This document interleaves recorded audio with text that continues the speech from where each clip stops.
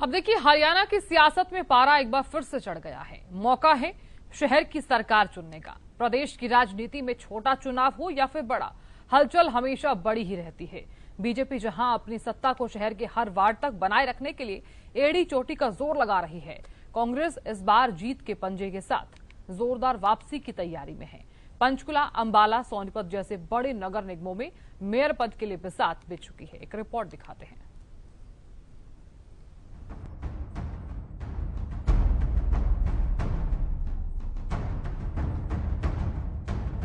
हरियाणा में नगर निकाय चुनाव का बिगुल बज चुका है और इसी के साथ शुरू हो गया है दावों और वादों का दौर। बीजेपी और कांग्रेस दोनों ही मुख्य प्रतिद्वंदी पार्टियों ने अपने अपने दिग्गजों को मैदान में उतार दिया है। पंचकुला, अंबाला और सोनीपत नगर निगम के साथ साथ रेवाड़ी नगर परिषद और धारूहेड़ा, सांपला जैसी नगर पालिकाओं में सियासी सरगर्मी तेज है। पार्टियों ने इस बार उम्मीदवारों के चयन में सोशल इंजीनियरिंग और अनुभव का तड़का लगाया है। पंचकुला में बीजेपी ने पुराने कार्यकर्ता श्यामलाल बंसल पर दाव खेला है, तो कांग्रेस ने सुधा भारद्वाज को उतारकर मुकाबले को कड़ा बना दिया है। सोनीपत में बीजेपी ने कोई जोखिम न लेते हुए निवर्तमान मेयर राजीव जैन पर भरोसा जताया है। अंबाला की बात की जाए तो यहाँ महिला उम्मीदवारों के बीच जोरदार भिड़ंत है। बीजेपी की अक्षिता सैनी और कांग्रेस की कुलविंदर कौर के बीच चुनावी जंग दिलचस्प होने वाली है। नगर परिषद और पालिका के दंगल की बात करें तो रेवाड़ी नगर परिषद के लिए बीजेपी ने विनीता पीपल, कांग्रेस ने निहारिका चौधरी पर दाव खेला है। धारूहेड़ा में बीजेपी ने अजय जांगड़ा और कांग्रेस ने कुमारी राज को उम्मीदवार बनाया है। सांपला नगर पालिका की बात करें तो बीजेपी ने प्रवीण कोच को प्रत्याशी बनाया। सिर्फ मेयर ही नहीं, वार्ड स्तर पर भी घमासान जारी है।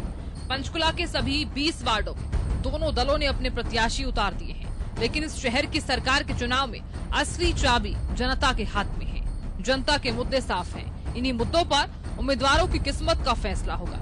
अब ग्राफिक्स के जरिए जनता के असल मुद्दे समझ लेते हैं। जनता के असल मुद्दे: बुनियादी ढांचा, टूटी सड़कों की मरम्मत और सीवरेज की बेहतर व्यवस्था, सफाई व्यवस्था, घर घर से कचरा उठाना और डंपिंग ग्राउंड का समाधान, जल भराव, बारिश के दौरान शहरों में होने वाले जल भराव से मुक्ति, शुद्ध पेयजल, हर घर तक साफ पानी की नियमित सप्लाई। वहीं इन चुनावों को प्रदेश की राजनीति का सेमीफाइनल माना जा रहा है। बीजेपी के लिए ये अपनी शहरी पकड़ को बरकरार रखने की चुनौती है। कांग्रेस के लिए चुनाव 2029 की तैयारियों का लिटमस टेस्ट है। नामांकन जारी है और चुनाव प्रचार की गर्मी धीरे धीरे लू में बदलने वाली है। 10 मई को जनता वोट की चोट करेगी और 13 मई को ये साफ हो जाएगा शहर की सरकार में किसका दबदबा रहेगा। क्या बीजेपी का कमल खिलेगा या कांग्रेस का हाथ बाजी मारेगा? ये देखना दिलचस्प होगा। News desk, Haryana news. तो देखिए, निकाय चुनाव को लेकर फिलहाल किस तरह की तस्वीरें जमीनी स्तर पर देखी जा रही हैं, जानकारी ले लेते हैं। रेवाड़ी से संजय कौशिक जुड़ गए हैं।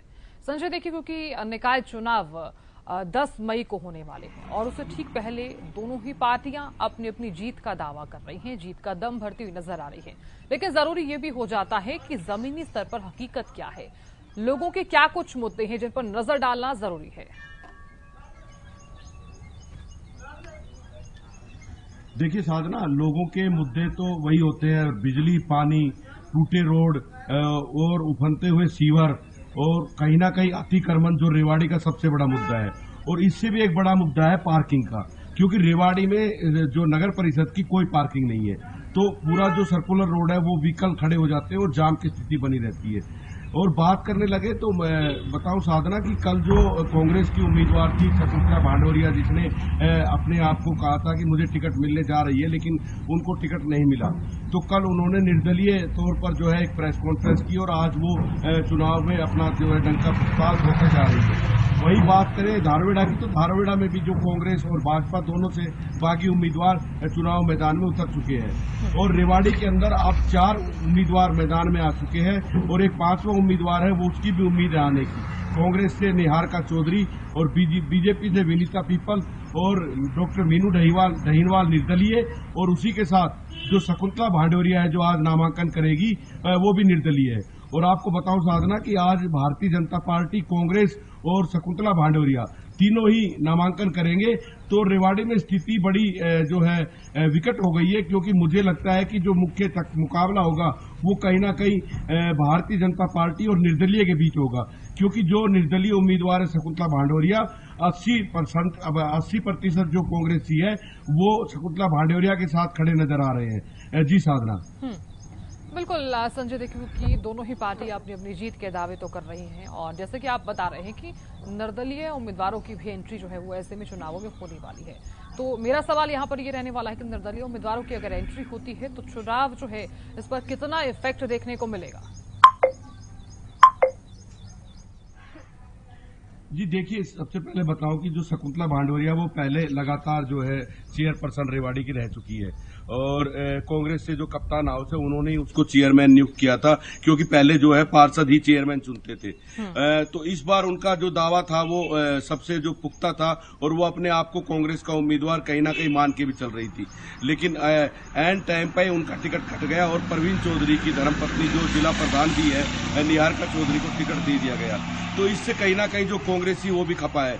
उनका कहना है कि एक ही पद, अगर सारे पद एक ही परिवार में दिए जाए तो ये हम भारतीय जनता पार्टी जो हमें कहती है परिवारवाद की पार्टी, वो कहीं ना कहीं साबित भी होता हुआ नजर आ रहा है। तो इससे जो है चुनावी जो मुकाबला है वो एक दिलचस्प होने जा रहा है और अभी जो आज नामांकन हो जाएगा उसके बाद जब ये मैदान में उतरेंगे खिलाड़ी तो उसके बाद ही पता चल पाएगा कि, लेकिन ये निश्चित है कि मुख्य मुकाबला जो निर्दलीय और भारतीय जनता पार्टी में होने वाला है। और विनीता पीपल को जो टिकट मिली है उसके बाद भारतीय जनता पार्टी में भी जो है बगावती सुर उभर कर आए हैं और यहां से जो पार्षद है तो उन्होंने भी जो पार्टी से इस्तीफा दे दिया है। लेकिन इतना जरूर है ये चुनाव राव इंद्रजीत सिंह के लिए बिल्कुल नाक की लड़ाई है और जो विनीता पीपल है उसको जिताना राव इंद्रजीत सिंह की जिम्मेवारी है, क्योंकि वो उन्हीं की उम्मीदवार है। तो साधना, इसलिए चुनाव बड़ा दिलचस्प होगा और लोग भी इस चुनाव का बड़ी बेसब्री से इंतजार कर रहे हैं। लोगों में भी चर्चा खास बनी हुई है कि जीतता कौन है। जी संजय, देखिए क्योंकि पूरा जोर यहाँ पर लगाया जा रहा है, चाहे वो भारतीय जनता पार्टी हो चाहे वो कांग्रेस हो। आप भी जानते हैं किस तरह से भारतीय जनता पार्टी न सिर्फ शहर तक बल्कि वार्डों तक पूरा जोर लगा रही है कि इस तरह से पकड़ मजबूत बनाई जा सके। लेकिन कांग्रेस भी कहीं पीछे नजर नहीं आ रही है। कांग्रेस वापसी का पूरा प्रयास कर रही है। देखिए साधना, मैं अगर बात रेवाड़ी की करने लगूं या धारवेड़ा की करने लगूं तो कांग्रेस, अगर हम पिछला इतिहास उठाकर देखते हैं कांग्रेस का, तो कांग्रेस शहर में कभी भी जीत नहीं पाई है। धारवेड़ा में भी कांग्रेस, चाहे वो विधानसभा का चुनाव हो चाहे वो लोकसभा का चुनाव हो, शहर से कांग्रेस कभी नहीं जीती है। तो जो शहरी मतदाता है उसका झुकाव हमेशा भारतीय जनता पार्टी की तरफ ही दिखाई दिया है। तो ये एक बड़ा कारण है कि कांग्रेस जो है इस मुकाबले को दिलचस्प बनाने की कोशिश तो करेगी और कप्तान हाउस कितना अपने उम्मीदवार के साथ खड़ा दिखाई देता है ये भी एक सोचने वाली बात होगी, क्योंकि जिस तरह से जो अगर खबरें निकल कर आ रही है तो कहीं ना कहीं जो उम्मीदवार है कांग्रेस का और जो कांग्रेस के कप्तान हाउस है उनमें भी कई तरह की खबरें आ रही है। तो कैप्टन हाउस कितना साथ देता है अपने कैंडिडेट का उस पर भी निर्भर करेगा और कहीं ना कहीं ये जो मुकाबला है ये कांग्रेस का ना होकर निर्दलीय और भाजपा का ही लगता है होगा। बिल्कुल संजय, आप नजर लगातार बनाए रखिएगा, जानकारी आप सब लेते रहेंगे। बहुत शुक्रिया फिलहाल बने रहने के लिए।